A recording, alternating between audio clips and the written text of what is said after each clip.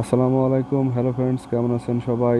আজ আপনাদের সামনে দেখানোর চেষ্টা করব ডিসপ্লে চেঞ্জ করলেও যাতে কাস্টমার বুঝতে না পারে ডিসপ্লেটি চেঞ্জ করা। কাস্টমার না, কেউ বুঝতে পারবে না যে এই ফোনের ডিসপ্লেটি চেঞ্জ করা।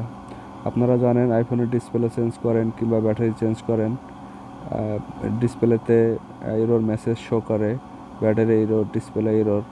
আজ আপনাদের সামনে দেখানোর চেষ্টা করব কোনো ধরনের এরর থাকবে না, ডিসপ্লে চেঞ্জ করলেও কেউ বুঝতে পারবে না ডিসপ্লে চেঞ্জ করা।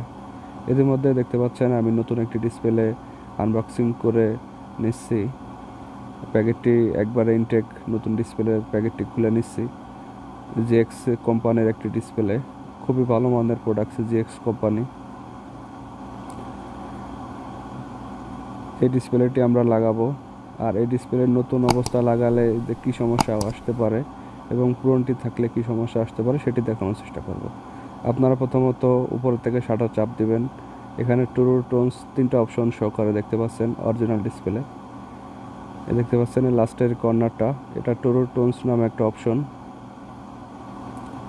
আবার দেখানোর চেষ্টা করতেছি, দেখতে পাচ্ছেন ট্রু টোনস, তার মানে এই ডিসপ্লেটি অরিজিনাল।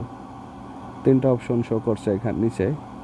আর আমরা পুরনটি লাগাবো, পুরনটি লাগানোর পরে দেখব এটি কয়টা শো করে। আমরা এখন অরিজিনাল ডিসপ্লেটি রিমুভ করে নিচ্ছি। রিমুভ করার পর নতুন যে মার্কেটের ডিসপ্লেটি সেটি লাগানোর চেষ্টা করব।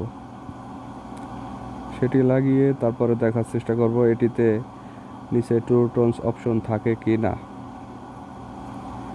আর আপনারা ডিসপ্লে চেঞ্জ করার পর ট্রু টোনস অপশনটা চলে যায়, আপনারা জানেন। যে কোনো মার্কেটের ডিসপ্লে আপনার লাগানোর পর 3টা অপশন শো করে না, 2টা অপশন শো করে, ট্রু টোনস অপশনটা আর থাকে না।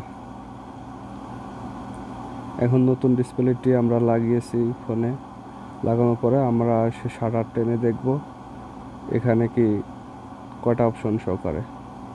দেখতে পাচ্ছেন এখানে ট্রু টোনস অপশন নাই এবং নিচের দিকে 2টা অপশন। আমাদের অরিজিনাল ডিসপ্লেতে 3টা অপশন ছিল নিচে, এখানে সে ট্রু টোনস অপশনটি নেই। এখন ট্রু টোনস অপশনটি কীভাবে ব্যাকআপ করা যায় সেই চেষ্টাটাই আপনাদের সামনে দেখানোর চেষ্টা করব। অরিজিনাল ডিসপ্লে থেকে আমরা ব্যাকআপ ফাইলটি নিয়ে মার্কেট যে ডিসপ্লেটি ছিল এই ডিসপ্লেটি আমরা ব্যাকআপ ফাইলটি রাইট করে দেব। শুধু এতটুকুই কাজ। এই কাজটি করলে আমাদের কেউ বুঝতে পারবে না এই ফোনের ডিসপ্লেটি চেঞ্জ করা।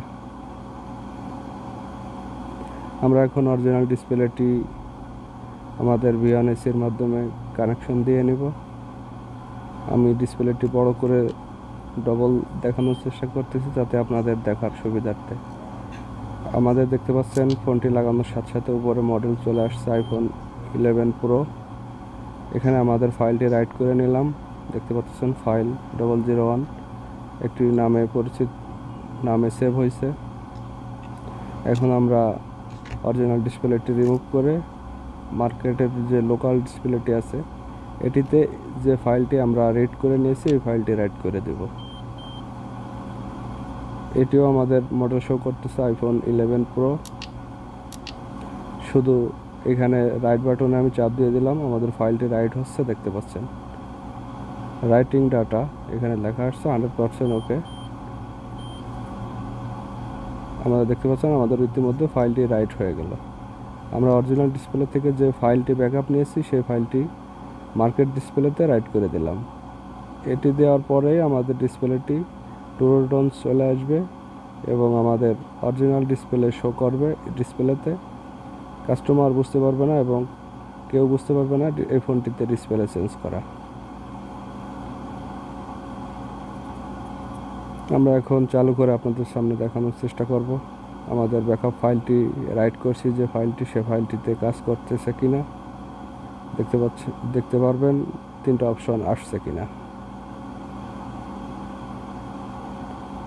দেখতে পাচ্ছেন আমাদের অরিজিনাল ডিসপ্লেটি উপরের দিকে ভাঙা এক সাইডে, এটি আমাদের অরিজিনাল ডিসপ্লে। এখন আমরা মার্কেট ডিসপ্লেটি, আলহামদুলিল্লাহ আমাদের 3টা অপশন চলে আসছে, দেখতে পাচ্ছেন ট্রু টোনস অপশন নামে একটা অপশন, এই অপশনটি আমাদের মার্কেট ডিসপ্লেতে চলে আসছে। ভিএনএসির মাধ্যমে এই কাজটি সম্পূর্ণ সাকসেস করলাম। বিএনএসসিতে নতুন নতুন অনেক সুন্দর সুন্দর ফিচার আছে, আমি এটি ব্যবহার করে অনেক ভালো লাগে আমার কাছে। ধন্যবাদ এত সময় আমার ভিডিওটি দেখার জন্য। ভালো থাকবেন সবাই। আসসালামু আলাইকুম।